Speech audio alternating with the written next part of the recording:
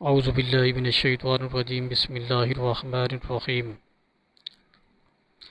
ایک مرتبہ ایک بہت ہی گناہگار اپنے زمانے کا مانا ہوا فاسق و فاجر شخص ایک جنگل کے قریب جا رہا تھا کہ اس نے ایک آدمی کو دیکھا جو اپنے سامنے زمین میں ایک سوکھی ٹہنی دبائے بیٹھا تھا اور اللہ کی عبادت کر رہا تھا۔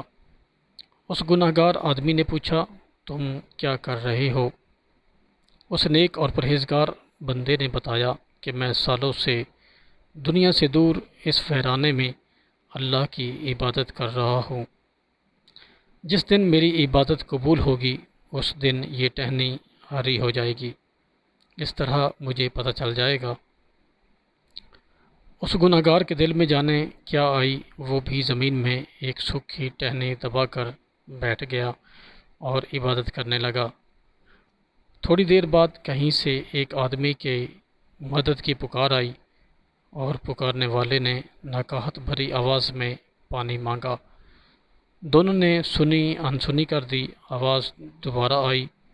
3-4 مرتبہ کی پکار کے بعد گناہگار نے نیک شخص سے کہا، میں تو ابھی آ بیٹھا ہوں، تمہیں کتنا عرصہ ہو گیا ہے، تم ذرا اٹھ کر اسے پانی تو پلا دو، میں ابھی بیٹھا ہوں، اٹھنا نہیں چاہتا۔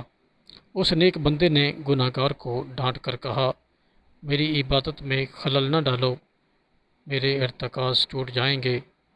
جب مدد کی پکار مسلسل آتی رہی تو گناہگار سے رہا نہ گیا، اس نے اپنی جگہ چھوڑی اور پانی پلانے چلا گیا۔ جب تھوڑی دیر بعد واپس آیا تو اس نے دیکھا کہ اس کی ٹہنی ہری ہو چکی تھی اور اس نیک بندے کی ٹہنی ویسی کی ویسی ہی تھی۔